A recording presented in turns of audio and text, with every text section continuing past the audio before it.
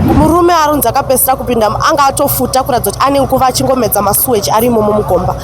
It was feces, tsvina, iri thick porridge chairo zandakakara kati papa nenyaya imwe yaona kufema this biogas under the pandatozopedza kwatenda sini yese ndapedza ndakutochaya manyoka. Mukomana anga achinzi anga ari mudiki kozi anga achinzi anga achibva kuarea 8 kubasa anga achinzi anga ine mari nefoni ende paabudiswa ari kunzi abuda akabata foni yake mumaoko mapurisa akatoigesa asi chibhegi chine mari kozi anzi ndiye anotobata mari yebasa hatisi kuzoziva hedu kuti zvafamba sei. Kanzuro yakangochera zvinhu zvato close to NA about 9 months zvinhu zvangochera zvangosiyiwa zvakangodaro. Tarita famba zvakadaro handakuveko.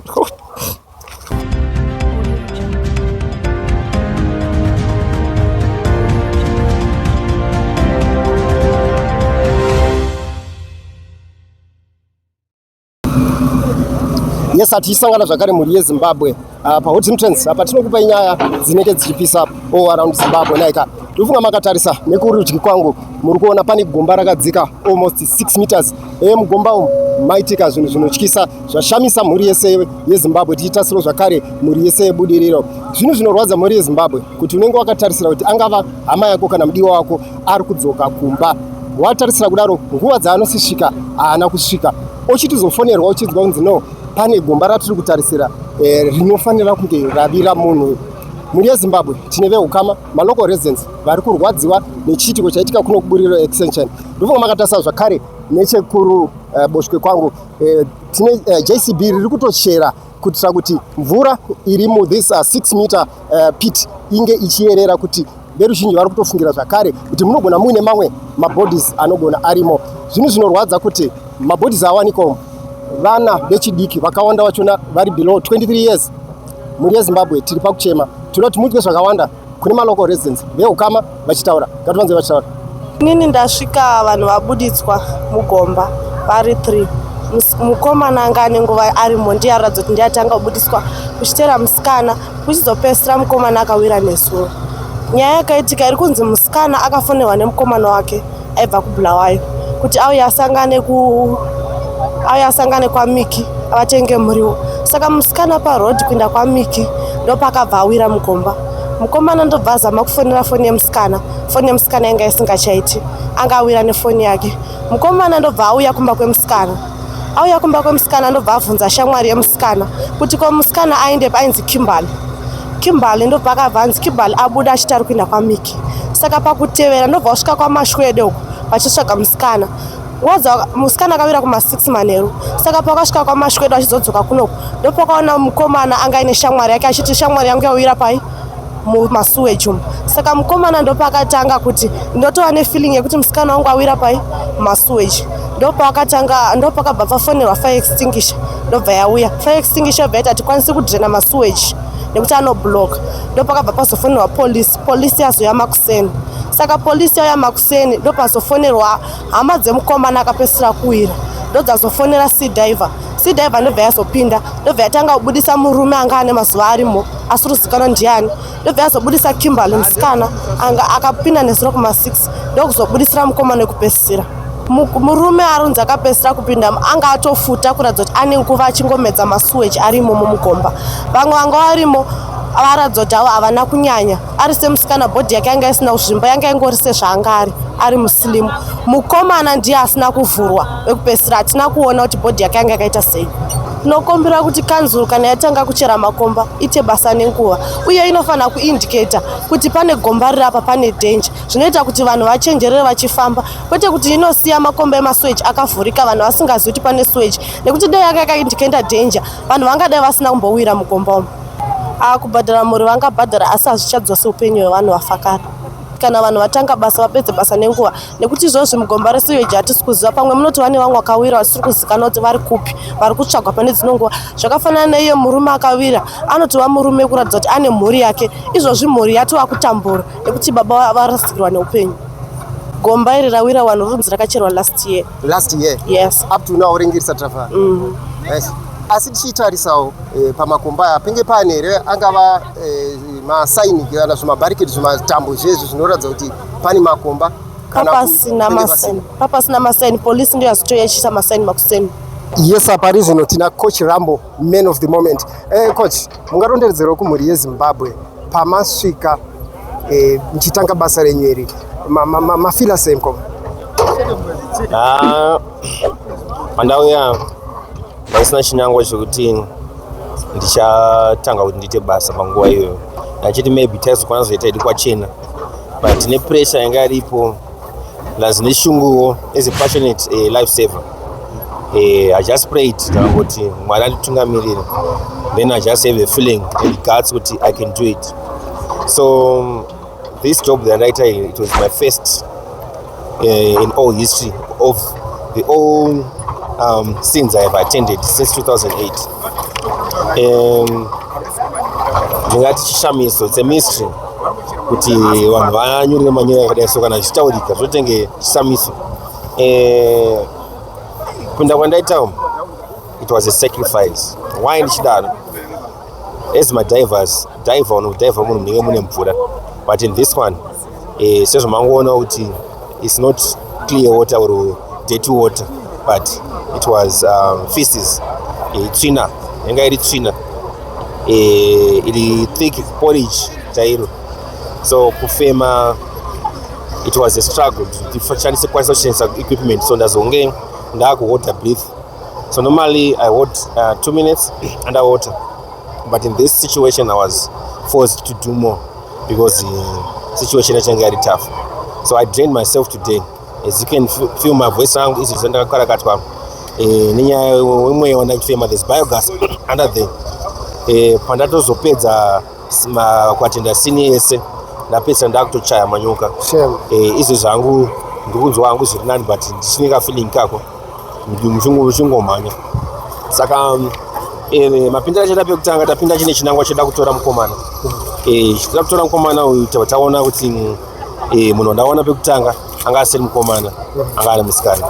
So zvakashamanzwa vakawanda apa vanhu vavhunduka kuti mukomana uyu informant anga achiti mapinda murume sei maona musikana atombosuspecta maybe there's something fishy chari kuika. And then ndazopinda kechi 2 awanikwa ndawana nengekini second body anga ari mukomana, but anga asiri.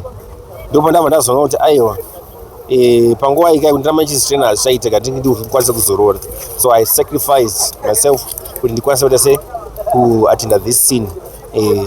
Mostly in everything what I do, I put God first and everything shall fall. So that's why I'm here, and I want to thank Concert for inviting me to share. And then also there was police on the ground, City Council, the fire brigade, fire brigade.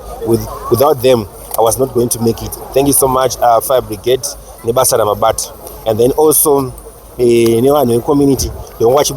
Wachidira mvura ndabuda because ndenda suffocate ndakavharwa netsvina face yese nemuromo wese. So kekupesera ndazongoendawo ndikanotsvaga munhu, ndaona munhu ndamboda kutrai kuti nditsvage futi pandazokundikana nyaya kuti mweya wanga wandipera ndakuzariro. So kumafungiro angu since ndachida kutsvaga one board, I think machances ekuti mune vamwe vanhu anogona anga aripo. Sezvo ndambozwawo nemunharaunda kuti mune munhu asiri kuwanika in community. We never know.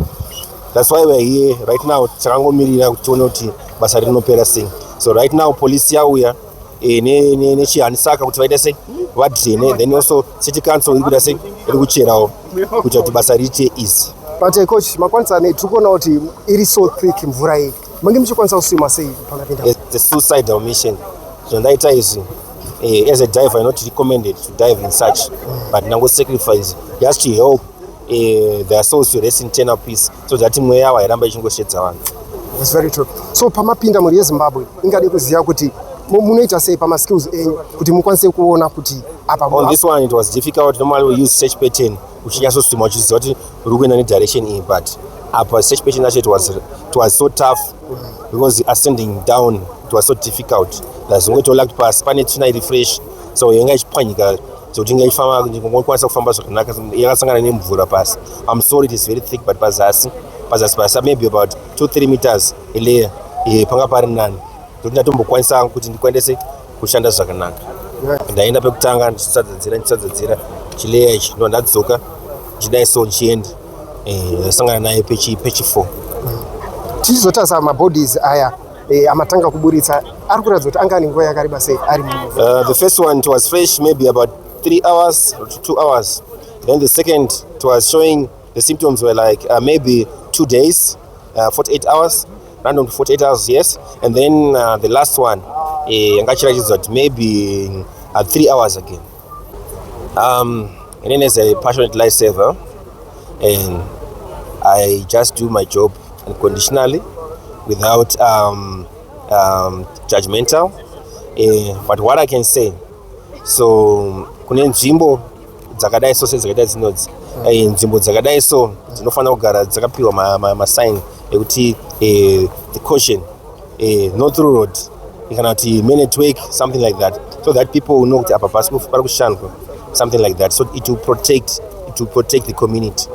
So then the other thing, I just want also to say munzvimbo dzakadai so kana pachiitika zvitoro zvakadai so zvinofana kuannounce kuti tikuita basa kwamazuva akati pakati vanobva vaziva kuti pakati like kune macounselors like kuno every ward vobva vazivisa kuti pakati kuitwa basa like magroup communities aya machingoshare kuti pakati musafambe nepapo so it is helpful. Sepapo vanhu vangajara kufamba paroad ipapo, se vanhu vemunharaunda imomo vaifura vachitofamba maybe vachitomhanya, say the last one vaitofambisa then mumwe abva awira angari kumashure anozokwanisa kuita because akanzwa mumwe achiscream achinyura. So communication and masigns that are very important. Tine urombo nekurasikirwa kwamaitirwa nemhuri yenyu. Ndichiti chishuwo changu chekuti nzvimbo yakadai nguva yakadai so unongo chido anokunyaradzawo. So I hope according to this situation city council vanofanira kuchemawo nemhuri idzi kuti vacheme vanhu vazorore murugare. Mukama wangu natata ndototi ndiye musikana wangu mukuru ari mwana wangu. Pane nguva yandasvika zvangu munhu wese anga aripo vanga vachiradzika kurwadzikana nesituation kusanganisira neni wacho nevamwe vazenge vachibatsirawo. Saka kusati kwangu zvangu inini ndangotaura kuti vanhu vemucommunity vanhu vakabatana nemwana wangu kugarisana kwavanga vachiita zvavo despite pane zvaitika. Mwana wangu anga ane mukomana wake haashandiri kuno, kune kwaanotoshanda, saka anga atouya kubva vafonerana akumuti uya utorechi mari yemuriwo kumashops ndozadzokera kubasa. Saka mwana wangu ndomukufamba achienda ikoko ndomukusvika kusangana netsaona. So tichitarisa paitikira chiitiko ichi nepanogara Talita pane distance yakakura zvakadii? Hapana, tingangoti meters. Matanho apa wakambotora kuti vamutsvakewo? Ivo vachona kuti vatozviziva vanga vatonzwa chitonzi aenda kumashops asi foni yake haisiri kuita. Saka iyo pakuda kuzoita follow up vakazosvika itonzi mune munhu awira umu ufuchipo anga ari murume aitobvawo kubasa. Saka nerubatsiro rakazoitwa kuzoti pazova masea diver aizopindawo imomo ndopavazoona munhu wana wawatanga kutotora ndiye mwana wangu. Ndokuzotoona kuzvamutori nevanhu vanenge vatatu vese vari mugomba iri. Saka uyu mwana mingi mamushaya anga ane mazuva mangana ashaika? Papazina kana ma-hours. Umusiwo uyu? Munhu waaitaura naye uyu matanho apa akatora zvakare akazotoya kuvanhu vepanogara mwana wangu ndipo azotora imi musikana uyu arunze adakanaasa anofita achiita se apinda umo, asi iye nepfungwa dzake ega aiti musikana wangu andidzimira foni.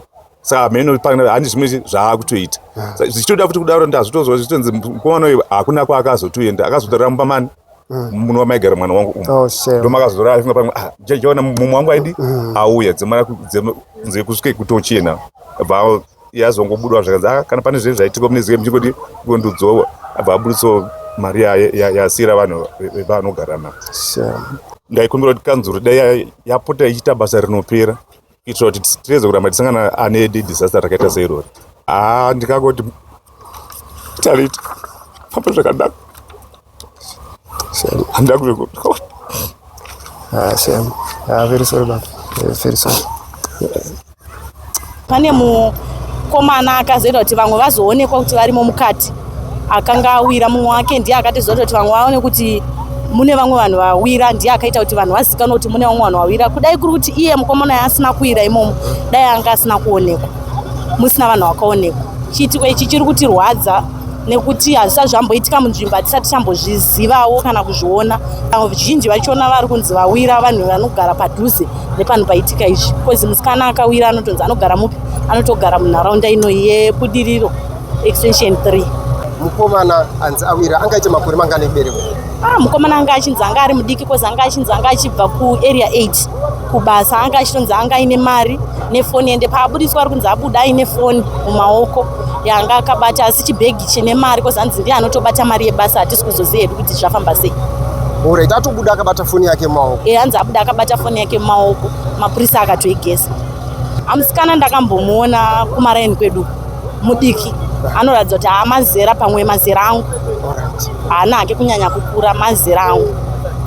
Alright, muchitariso bhodhi yemusikana uyu anga ari kuratidza kuti anga agara mvura umu zvakadii? Chinoziva zvikuru kana munhu agarisa mvura. Ari kunzi akawira marumwe zuro. Marumwe zuro kuma6. Panyaya iyi yekuti vazoziva kuti munogona mune vanhu, vakafunga sei kuti munogona mune vanhu? Kuwira kwakaita mukomana wekupedzisira nezuro ndo kwaita kuti papinda achida kutorwa ndo pazoita kuti muzikanwa kuti musikana aitsvagwa anga arimo, nemurume ari kunzi anga arimo, but haasi kuzikanwa kuti ndowekupi. Nevekanzuru tokumbira kuti kana vachinge vachera makomba seizvozvizvi, nekuti nzira isu toiziva iri paserapo, uku kwanga kwakuenda nevanhu kutiza gomba ravanga vakachera vasina kurifushira. Tenda kutokumbira kuti kana vachera makomba muno vochitivharirawo, nekuti ndo isusu matinogara, ndo munogarawo vanhu, ndo matakawandirawo mastenzi. Saka tichitokumbira kuti kana vachinge vavhurawo makomba muno vochitiitirawo, nekuti tine vana ava vatori vanhu vakuru vawira. Vana seipapa pandi muri kuona kuti imba iri panapo, then icho chigomba chemasweji panogona patori nemwana, vana vamwe vanokambaira, vanotamba, anosvika ipapa pada kutsika anobva anyura. Saka tenda kukumbira kuti kana vachinge vachera makomba votivharirawo. Kuseri kwenyu kunotori nechinhu chiri kufushira makomba, mafilo sei nechitiko chakadai mapa? Isusu kana vakachizotora action but hapasisina, nekuti njodzi yatowanika. Vanofanira kunge vakazviita zvisati zvaitika izvi. Vanofanira kutiti kana vatichererawo makomba padhuze nedzimba, nekuti ndo matiri kugarawo, nekuti iwo ndo mastenzi atinenge takawana muno. Saka vanofanira kuti vakavhurawo makomba votivharira, nekuti zvino zvapasina action yavachatora, nekuti vanhu vatofa. Muzukuru wangu, mwana wemwana wangu Itai, anonzi Talita Munda, ndo ukama hwangu huripo, nemuzukuru wangu apararira upenyu panapa. Anga ane 16 years. 16 years. Tichiri kutotarisira kuti wongu anofanira kunge ari kuchikoro. Asi nekuda kwokuoma uko upenyu, baba wake vanogara kumusha, ndo kwavakangokararama vari, ndo kwaanga ariwo akazobva akachiuyawo muno mudhorobha. Asi shungu dzangu ndaigara chikutaurira baba wake kuti mwana uyu ngaave mwana wechikoro, achiri kusiya zera rake. Chinondirwadza kunyanya, mwana wangu muzukuru uyu kune kwaakatombotizisirwa, akatizira mukomana achinzi mwana womunina washe. Nyaya iyoyo vakatoti kwete ngaadzokere kumba, asi mwana wangu anga atoparadzwa umhandara wake. Ndikarwadziwa, ndikataurira baba vacho kuti baba, gadzirisai nyaya iyi inde kumatare. Saka handina kuzoziva kuti chii chakazofamba maringe neugaro hwenzvimbo ine mwana ina baba wake. Nanhasi uno ndandiri kutonzi inini mwana iye ngauye kuzovigwa kuno kumukumbura uko, ndo kumusha kwacho ikoko. Pandikuda kwemaresources hatikwanisi kutakura tigotakura vanhu vachinda ikoko. Saka ini ndinoti handikwanisi kunoviga mwana kumukumbura, kukwanisa kuburitsa mari pachitunha ndakatadza kuchengeta mwana ari mupenyu. Izvozvo handiti, ndichaviga mwana pakuno kwaari, ndo zvandichaita izvozvo sasekuru wake. Ari kuti mwana uye kuzovigwa kumukumbura anga vari? Ndi baba vake nemasabuku enzvimbo vachiti tigere nababa vake kuno, ane shamwari dzake kuno, akakura tichiona. But ndiri kutoti nini vakatadza kufambisa nyaya yekutizira kwake kwaanga aita zvisiri pamutemo ikatsikwa-tsikwa. Saka nhasi uno vakunditi chiuya tivige mwana kuno. Anaka paki mwana uyu chachitunha kana vasina kukwanisa kumuchengetedza achiri mupenyu? Izvo vakuda kuchengetedza chii? Kana mutemo uriko unofanira kuita basa rawo, pojustifyiwa the cause yedeath yemunhu. Haana kunojambira, haana kuti ndaakuzviparadza, but munzira yanga ari kufamba makateerwa riva. Saka iri iriva rakateerwa vagari venzvimbo, but zvawanawo mwana wangu inini. Handisi kuvapa mhosva yekuti vanoitirei basa muruwa. but riva ravakateya raita kuti upenyu kana tisingakanganisi we3 bodies dzinzi dzakaparara upenyu nokuda kwegomba iro riri. Saka inini ndiri kuti mutemo unofana kuita basa rawo. Ehe, vanochema vanonyaradzwa wani, vanochema vanonyaradzwa wani. Ngavabudewo pachena, votionawo, togara pasi, totaura, votiudzawo pakakanganiswa nemufi, votiudzawo zvatofanira kuita. Mutemo malawyers anomiririra vanhu zvakare nemaleaders emuno mucommunity ari kuti aiwa City of Harare yakakanganisa ende vabereki vevashakabva ava vanofanira kutoita yatinoti class action yelawsuit yekuti vanhu vakwanise kukombanzerwa. Munoona sei muono baba? Muonewe wakanaka unosiya tave neukama hwakanaka pakati pevanhu necouncil. Unosiyazve nharaunda igere vanhu vachiziva kuti kana zvinhu zvikaitika zvakadai hazvingoitiki zvongonzi zvakwana. Nguva yazvaitika munguva yaana Smith yakapfuura. Iyi inguva yataakurarama tichiti taakuzvitonga kuzere. Saka tikasanzwirana tsitsi isusu tega varidzi venyika, who else anozouya achitizwira tsitsi? Hapana. From 1 o'clock kusvika ndichizomuka kusendichiuya kuno handina kuwana hope kurara. Hadzirariki.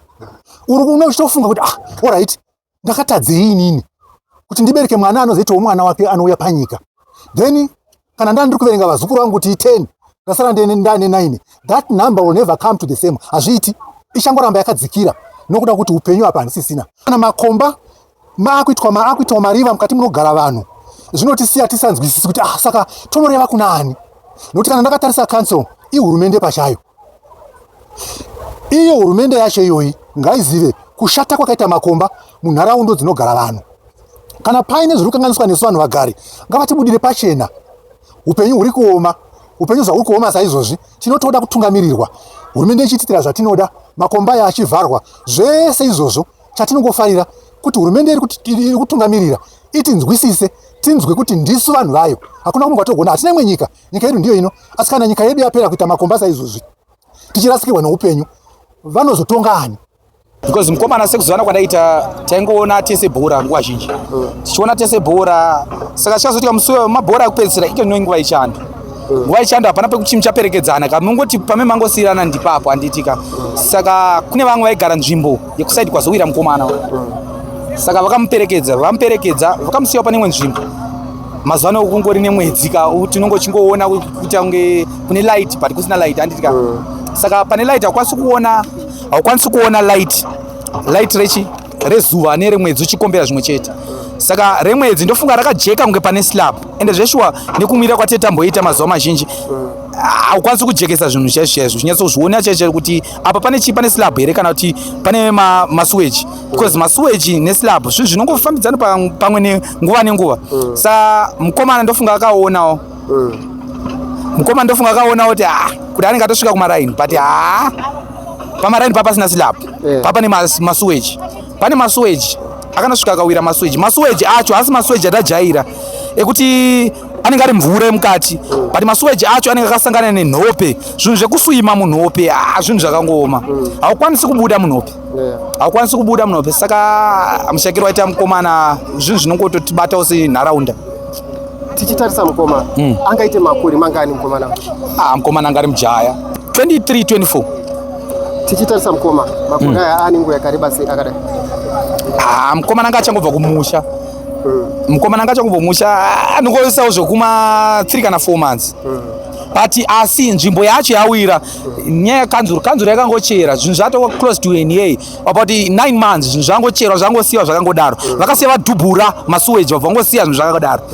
Ameno basa rekanzuru kana chiti kanzuru chii, vakangochera kanzuru ibva yangosiya zvinhu zvakadaro, vakuya nekapamba.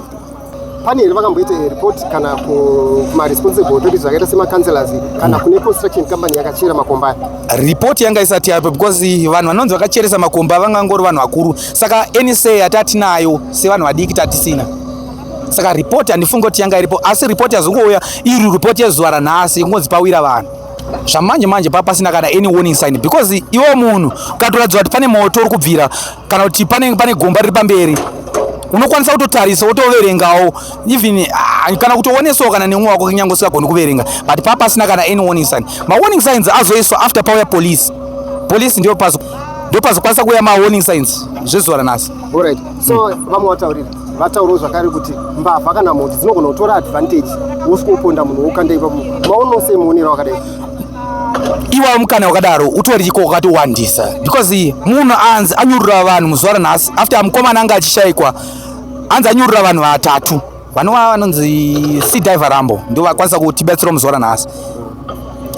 Vakatonyurura vanhu ndikatoti nezuro kusvika nhasi 4 am vanyurura vanhu vanokwanisa kuti vatatu but pari kutaura vari kuti vasvika pakota vanambosvika pahafu kureva kuti kune vamwe vanhu vachiri mukati matsotsi kana mbavha zvingava zvotoshandisa advantage yepanhu pakanyura pakadai so mungava mutori neimbwa dzachitofira mukati because panzvimbo yacho inotanga yakaoma pamusoro but uchingopinda mairi munonyudza. Isu takasvika zuro madeko nguva dzekuma 9 pm ndopatakasvika panzvimbo. It took us about 1 hour to retrieve the first body. Ndobva pazotora angangove atingati maybe 30 minutes kuzoretrieve the second one. Then ndobva because mukomana anga achipinda mukati anga achifanira kuti azorore because it was a risky scenario yaanga achishanda nayo. Tazogara tikazokwanisa kunyurura wechitatu nguva anga atooma kuseni dzanza kuma 1 makuseni ndo nguva dzatatora but kuzoprocessa scene tine maauthorities ese tazobva pano kuma 3 am tichizongoenda kudzimba kunogeza nekudzoka zvekare titimeke sure kuti zvinhu zvese zvafamba mune zvakanaka. So tatongomhanya ndobva tadedza mukomana watinowanzoshanda naye anonzi coach Rambo ndiye watinoziva anowanzoita zvinhu zvekuti pese patati Rambo pinda apa tinogona kuwana upenyu afunge kaviri anotopindamo.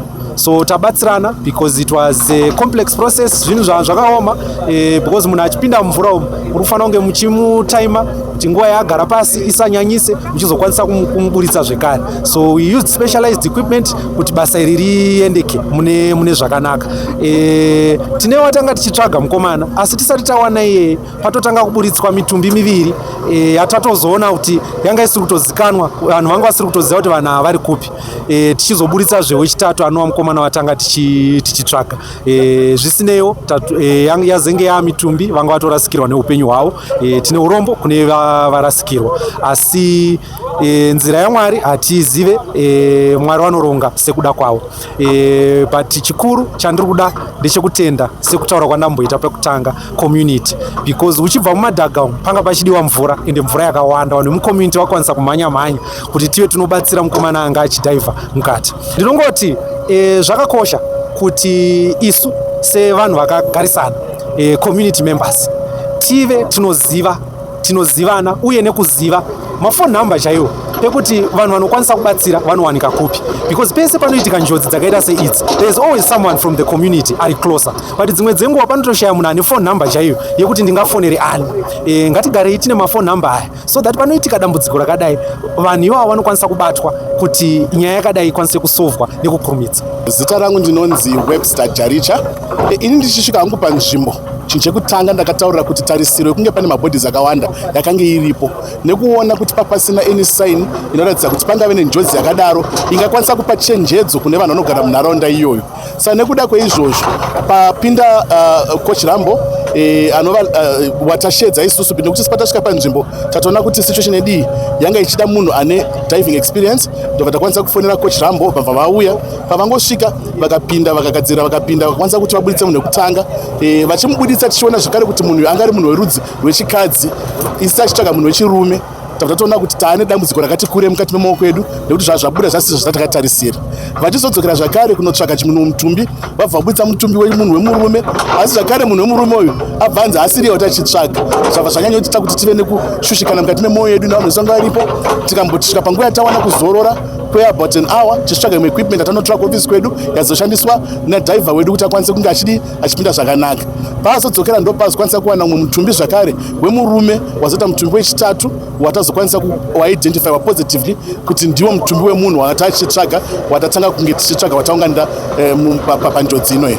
Panguva yatasvika panzvimbo inoyi chinhu chekutanga chandatoita takwanisa kuti timaneje kuti tifonere vana mazvikokota vanoona nehealth and safety vanova venasa kuti vazivise kuti tine nyaya iri mukati memusha uno webudiriro, nyaya yashurikisa nekuti pane munhu anogona angarasirwa neupenyu, nyaya yatotarisa kuti inogona kunge yakonzerwa nekuti patadza kunyatsocherechedzwa takatarisa maringe nenyaya dzehealth and safety inenge richifanira kutarisirwa kuti iwanikwe pabasa riri kuitika munharaunda. Chenjedzo yatopa kumaresidents ndeyekuti naturally intuition yemunhu inokudza kuti hapana kunanga pane njodzi kana vane zvinhu zvavaona zvingave zvinogona kunge zvichivashuva mumwoyo zvichivanetsa kuti vaapproache maauthorities vaapproache different organizations dzinogona kunge zvichibatsira kuripota so that nyaya iyi inokwanisa kuzivikanwa kuishambadza zvekuti even kumapepanhau kuti tine dambudziko riripo rinogona kutora upenyu hwevanhu inyaya dzedzi kuti ngadzibudiswe dzizikanwe nenyika yese. Dei yanga iri nyaya yekuti hatina kunge taita dambudziko iri hatamenge taziva kuti pane njodzi yakadai yaunganidza vanhu vese muzuva ranhasi. Inini ndinoitwa Maybe Takawira. Zvinhu zvaitika panapa zvatirwadza zvekuti vanhu vakawira mugomba vakafa, vanhu mitumbi 3. Saka chiitiko chaitika panapa chatirwadza. Vakapoteredza panapa tarwadziwa nezvaitika. Tinokumbirawo kune vanhu vekanzuru. Vanhu vekanzuru vari kuchera makomba vachisiya akadaro. Kuti vavhare makomba vanomhanyira murodhi vachitakurira vanhu vari kushanda zvavo, vari kutsvaga mari dzekuraramisa mhuri dzavo.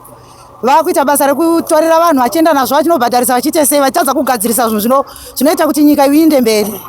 Zvavari kuita izvo hazvisiri izvoba. Ngavagadzirise makomba ava vari kuchera vachivhara. Tarirai muone panapa paitika chiitiko chinotirwadza. Zvatirwadza. Izvo tinorwadzikana kuti chitorirwa zvinhu zvedu zvatechishanda. Ndabva kunohodha ndosvika ndotakurirwa zvoenda. Handina mari yekubhadhara. Zvavari kuita zvatirwadza, tarwadziwa, tabatikana. Mitumbi 3 yafira mumvura. Ndoo vakachera vanhu vekanzuru vakasiya zvakadaro. Vangadai vakaisa warning yekuti apa pafambwi asi havana kukwanisa kudaro. Vakakwanisa kunotorera vanhu kurodhi uku. Vanhu vari kuzviraramira zvavo. Mafilasi vekanzuru vachizouya nhasi nechinhu chinovhara makomba asi anga aine gore rese akadaro. Ndatopa mhosva kune vekanzuru kuti vekanzuru last week vanga vachimhanya nemota yavo vachitutira vanhu vari kubika sadza, vanhu vari kushanda nemakomburesa avo vachitutira mota vachienda nazvo. But kunoku kune gomba rauraya vanhu. Zvandirwadza izvo ndabatikana. Nekuti vekanzuru vacho ndakatombovaonapo patichers apo. Ndikatotaura navo kuti muri kumanidzira apa kupinda nemota yenyu. Mota yenyu inokwana here? Vakati fambei muinde. Zvatiri kuita ndezvebasa. Asi havasi kuita zvebasa, vari kutorera vanhu zvinhu. Havasi kuvhara makomba. Tiri kukumbirawo kuti vehurumende vafambe vapushe vekanzuru vaite basa ravo nemazvo. Inini ndetwa Rambo ndimukuri. Ndabatikana zvisingaite nechiitiko chaitika kuno Budiriro 3. Kufa kuparara kwevanhu 3 vese nguva imwe chete zvisiri necessary. Chichemo chedu isusu kuvanhu makomba aya akacherwa nevanoti vatinototiwo ndo vanenge vachitungamirawo nzvimbo. Sezvo vari vanhu vekuti ndo vatinenge tichirespecta kana tichivaremekedza. Vangadai vasingaite zvinhu zvakafanana izvi nekuti izvizvi tasvika padambudziko rekuti vana vaparara hatichazivi kuti mugomba wacho mune vangani, sezvo izvi harisati rapera kudhireniwa, hapana charichagadziriswa kana kudhirenwa mvura ichirimo mukati. Pambi yatiyauya yacho haisati yapedza kuda sei, haisati yapedza kubudisa kunyange nemvura yacho, asati aziva kuti mune vangani, asati aziva kuti zvichaperera papi. Tachingokumbirawo vekanzuru kuti senyika tese toda kurarama, tadi tangoita basa redu mune zvakanaka pane kuti tiparadze vari kuzviraramira mune zvakanaka, asi mabasa enyu muchisiya akadaro. Mukamanejawo mabasa enyu ekuti like zvamene mapematanga muninga dei yenyu makaisa kana fence yekuti hapana anokwanisa kuvhara, hapana anokwanisa kupinda, makavharawo nzvimbo yenyu kuti vanhu vazive kuti pane security kana pane danger. Manje pasina vanhu vaitofamba senzira nekuti pakaoma. Tachingokumbira zvedu vavhare makomba avo kuitira kuti veukama vasarasikirwa neupenyu hwavo. Iri gomba iri rinenge rakwanisa almost 2 years riripo papapo.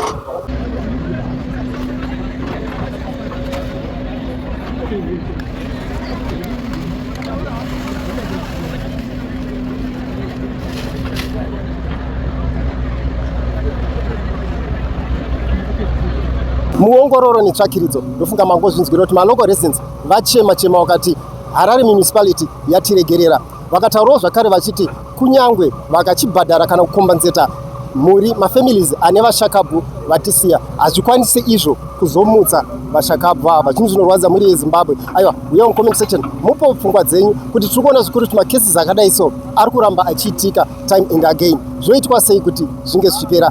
Ipayo my opinions in the comment section, but please don't forget to like, share and subscribe to What Symptoms so that whenever we post the latest news, automatically you'll be updated. We love you so much. See you next time.